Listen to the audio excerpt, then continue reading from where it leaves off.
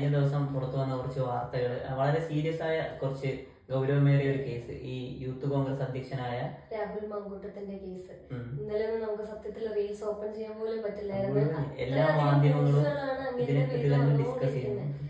എന്താണ് ആക്ച്വലി ഇതില് 2020 എന്തോ ചാറ്റുകള്, പിന്നെ ആ 2020 ചാറ്റുകൾ മാത്രമല്ല, അത് കഴിഞ്ഞിട്ടും ഒരുപാട് പേര് ഇങ്ങേരുടെ പേരിൽ പരാതി ഉന്നയിച്ച് വന്നിട്ടുണ്ട്. പക്ഷെ ഈ പരാതി ഒരുപാട് പേര് നേരത്തെ കൊടുത്തിട്ടുണ്ടെന്നും പറയുന്നുണ്ട്. പക്ഷെ അതൊന്നും കേസ് ആയിട്ടില്ലെന്നും പറയുന്നു. ഇപ്പൊ നിലവില് ട്രാൻസ്ജെൻഡേഴ്സ്, ഒരുപാട് ആക്ടേഴ്സ്, അങ്ങനെ ഒരുപാട് ആളുകൾ പുള്ളിക്കെതിരെ പരാതിയുമായി പുറത്ത് എത്തിയിട്ടുണ്ട്. ഇപ്പോ ഈ 2020 അതിന്റെ ചാറ്റുകളാണ് ഇപ്പൊ പുറത്തായിട്ടുള്ളത്. അതുപോലെ തന്നെ മറ്റ് കേസുകളുണ്ട്, ലൈംഗിക അധിക്ഷേപം, അതുപോലെ അബോർഷൻ ചെയ്യാൻ പറയാ, അശ്ലീല ചാറ്റ് എന്നാണ് പറയുന്നത്. പരാതിക്കാരെ വോയിസ് കാര്യങ്ങളെല്ലാം നമുക്ക് മാധ്യമങ്ങളിൽ ഇപ്പൊ കാണാൻ ലൈവായിട്ട് അത് തന്നെയാണ് പോയിക്കൊണ്ടിരിക്കുന്നത്.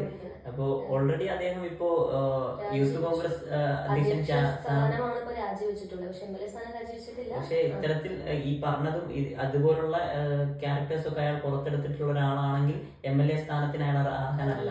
അങ്ങനെയാണെങ്കിൽ രാജിവെക്കേണ്ടത് തന്നെയാണ്. അതുകൂടാതെ അദ്ദേഹം അതിനപ്പുറം പറയുന്നത് എന്താണെന്ന് വെച്ചാൽ, ഇത് ഇന്നത്തെ കാലഘട്ടത്തിൽ വേണമെങ്കിലും ഈ ന്യൂസ്, ഈ മെസ്സേജുകളാണെങ്കിലും ക്രിയേറ്റ് ചെയ്യാൻ പറ്റും. അദ്ദേഹം അങ്ങനെ ചെയ്തിട്ടില്ല എന്നാണ് പറയുന്നത്. അദ്ദേഹം അങ്ങനെ ചെയ്തിട്ടുണ്ടെങ്കിൽ നിർബന്ധമായും MLA സ്ഥാനം രാജിവെക്കേണ്ടതാണ്. ഓക്കെ, എന്തായാലും സത്യം പുറത്തു വരട്ടെ. ഓക്കെ, നമുക്ക് അങ്ങനെ വിശ്വസിക്കാൻ വരുമെന്ന്. ഓക്കെ.